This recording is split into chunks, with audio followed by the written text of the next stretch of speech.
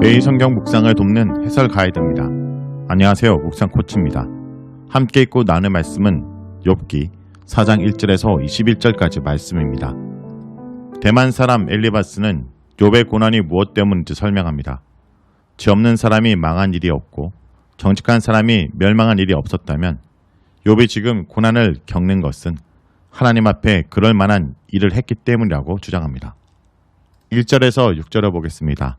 1절에서 6절은 고난의 원인에 대한 엘리바스의 추론입니다. 엘리바스의 책망은 처음에는 점잖게 시작하고 있습니다. 이전에 욥은 약한 사람들을 돕는 의로운 자였음을 강조합니다. 그러나 이제 점잖은 충고는 신랄한 비판으로 이어집니다. 다른 이들이 힘들어할 때 잘 도와주던 욥이 정작 본인이 어려움을 당하게 되니까 하나님께 불평을 털어놓는 모습이 부당함을 주장합니다. 그러나 엘리바스와 또한 그의 친구들은 그렇게 비판적이고 모진 사람들이 아니었습니다. 사실상 엘리바스의 두 친구들은 욥의 고난을 7주야 동안 함께할 정도로 신실하고 예심 깊은 사람이었습니다. 문제는 욥기 산정에서 터진 욥의 자기 생일에 대한 저주가 세 친구들에게는 신성모독에 가까운 언설들로 여겨지며 충격을 주었던 것입니다. 이러한 친구들의 심정이 엘리바스의 첫 발언에서 분명하게 드러납니다. 누가 내게 말하면 내가 실증을 내겠느냐? 누가 참고 말하지 아니하겠느냐? 곧 욥이 지금 당한 처지에서 누가 무엇을 이야기하더라도 욥은 실증을 낼 것을 압니다. 그러나 그럼에도 불구하고 욥의 말에 대하여 엘리바스 자신이 참을 수 없는 지경에 이르렀음을 드러냅니다. 누가 참고 말하지 아니하겠느냐? 참으려도 참을 수 없는 상황이 벌어졌습니다. 욥이 자기 생일 저주를 통해 시도한 창조세계에 대한 전면적 부정은 묵과에게는 신성모독에 가까웠기 때문입니다. 엘리바스의 비판은 이내 조롱조로 나아갑니다. 욥의 신앙 자체가 욥 자신의 자랑이요 그의 소원은 흔없는 온전한 삶을 유지하는 것이었는데 그의 신실한 요와 경애도 그의 순전한 삶도 한순간에 깨어졌음을 폭로하고 있습니다. 내 자랑이 아니냐라는 언급에서 자랑이란 단어는 본래의 단어의 뜻이 어리석음입니다. 따라서 엘리바스가 지적하는 욥이 견지해왔던 신앙 자체는 이제 와서 결과적으로 보았을 때 어리석고 허탄한 종교적 행위에 불과했음을 책망하고 있는 것입니다. 7절에서 11절을 보겠습니다. 7절에서 11절은 규범적 지혜의 근간인 인과응보에 대해서 말합니다. 욥기에서 다루는 핵심적인 쟁점이 바로 인과응보 교리에 대한 문제입니다. 엘리바스를 비롯한 세 친구들은 기존의 인과응보의 원리의 지지자들입니다. 물론 욥 자신도 이 원리에 반대할 이유가 없는 사람입니다. 그러나 문제가 있습니다. 엘리바스는 죄 없이 망한 자가 없다라고 지적하고 있기 때문입니다. 욥은 고통 앞에서 몸을 추스리기도 힘든 상황인데 어느 순간 자신이 평생 의지하고 삶의 지침으로 삼아왔던 신앙적 가치관이 도리어 자신의 인생을 더욱 비참하게 만드는 괴물이 되어 있을 줄은 미처 몰랐습니다. 혹시 7일 밤낮을 침묵하던 시기에 세 친구들의 의식 속에서 욥이 당한 일을 보면서 인과응보의 원리와 판단이 계속해서 떠돌았을지도 모릅니다. 그러다가 욥의 폭탄 발언을 통해 친구들 역시 본물처럼 자신들의 신앙 노선을 내세우기 시작한 것입니다. 내가 보건대 악을 밭갈고 독을 뿌리는 자는 그대로 거두리니 전형적인 인과응보의 주장이 드러나 있습니다. 그러나 이는 어떠한 교리 또는 이념 이전의 진실입니다. 내가 보건대 라는 것은 엘리바스 혼자의 주장뿐만 아니라 지혜에서 전통적 도입구로서 인생 일반의 경험을 대표하는 표현법입니다. 인생사는 사필기정이라는 것입니다. 콩 심은 데 콩나고 팥 심은 데 팥난다 라는 것인데 너무나도 당연한 진리의 말이 그러나 지금 욥에게는 가슴에 박히는 비수가 됩니다. 무엇이 문제일까요? 엘리바스의 말이 진리를 담고 있기에 문제가 될 수는 없습니다. 그렇다면 욥이 문제일 수밖에 없습니다. 그러나 욥도 틀렸다 할 수 없는 것을 우리는 이미 잘 알고 있습니다. 그는 지금 하나님과 사탄 사이의 청상에 대하여 결과로 이유 없는 고통을 당하고 있기 때문입니다. 그렇다면 문제는 어디에 있을까요? 문제의 핵심은 단순한 데 있습니다. 인과응보의 원리로 설명될 수 없는 일도 일어난다는 사실을 발견하는 데 있습니다. 그러나 우리 자신도 그렇고 욥의 이야기 속의 인물들도 그렇고 이 사실을 아는데 많은 시간이 소요됩니다. 당분간 엘리바스의 친구들은 자칭 지혜와 진리의 수호자들로서 그들이 의도했던 그렇지 않았던지 간에 욥에게 참을 수 없는 고통을 가할 수밖에 없습니다. 여기서 욥의 고통의 심령이 드러납니다. 당장에 엘리바스는 욥과 욥의 아내와 그 자녀들을 사자와 사자 새끼에 비유하여 자녀들의 희생까지도 인간보적 원리에 적용하고 있는 가혹한 모습을 보여줍니다. 욥기의 매력 중 하나는 의로운 탄식자 욥의 운명과 향방과 더불어 인간보복 교리의 운명 또한 결정된다는 사실입니다. 이 등장인물들의 결론은 하나님의 폭풍우 언설 때까지는 인내심을 가지고 기다려야 알 수 있습니다.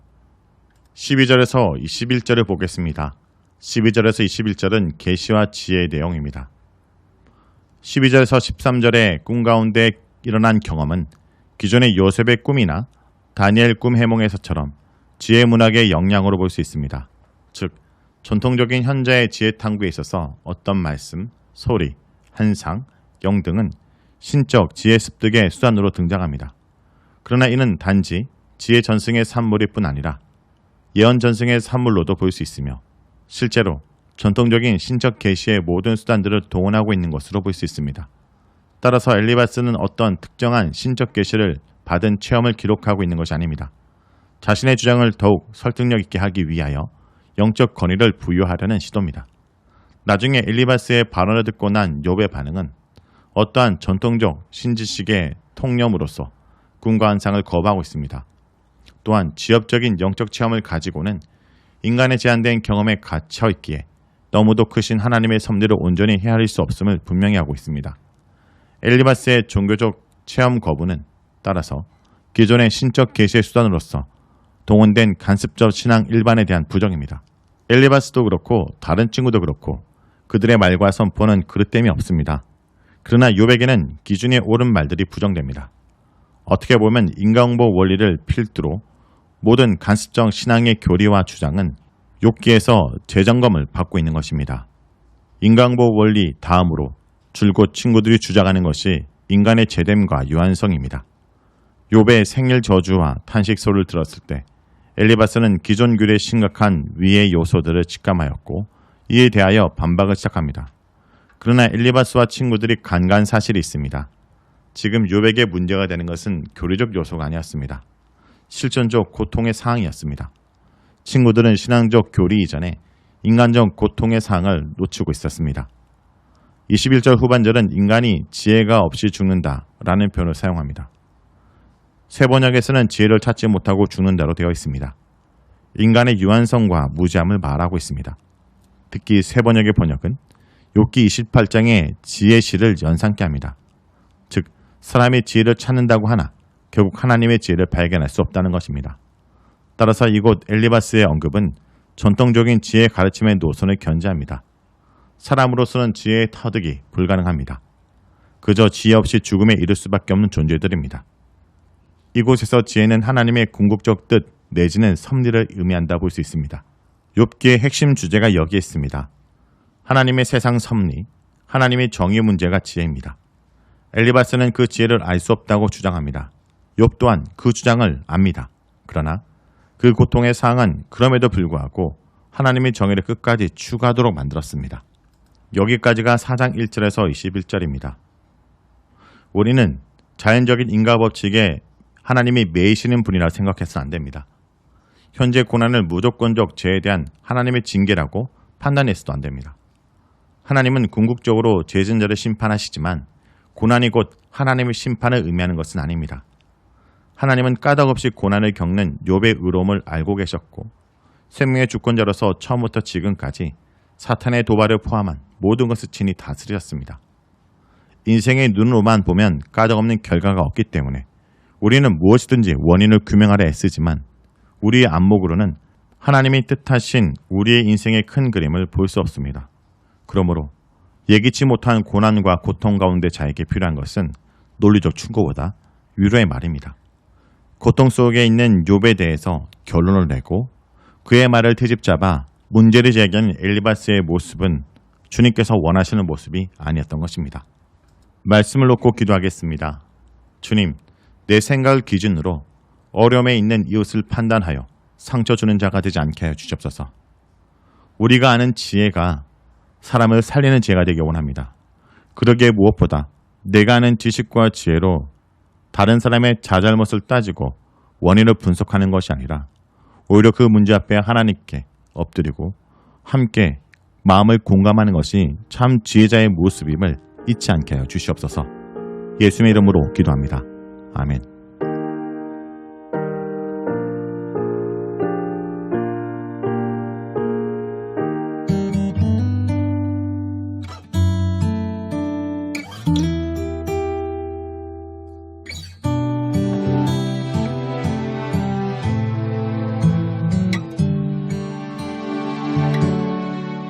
고달픈 삶의 은혜도 무뎌지고 곧 사라질 것에 내 맘 두네. 헛되고 헛된 것들을 바라보며 그 은혜를 놓치며 살았네. 주어진 삶을 묵묵히 살아가며 날 붙드신 주 예수를 보내. 사망 가운데 놓여진 나의 삶은 날 건지신 그 이름 예수. 나의 한숨을 바꾸셨네. 주를 향한 노래로, 소망의 노래로 나의 눈물을 거두신 주 예수 이름 안에 살게 하소서.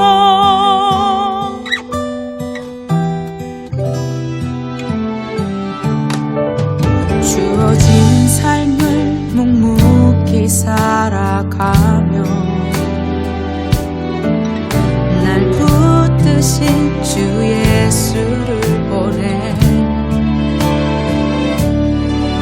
사망 가운데 놓여진 나의 삶은 날 건지신 그 이름 예수.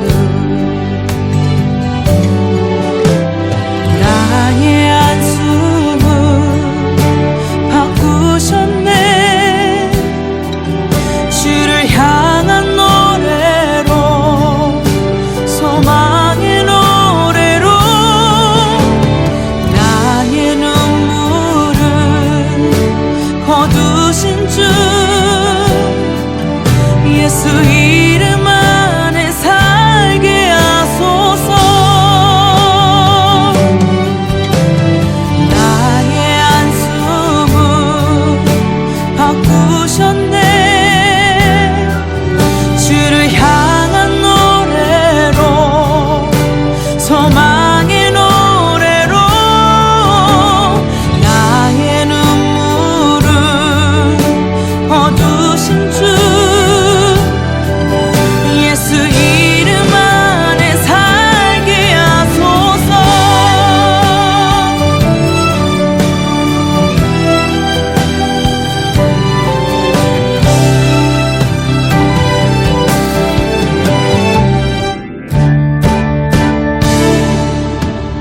나의 한숨을 바꾸셨네.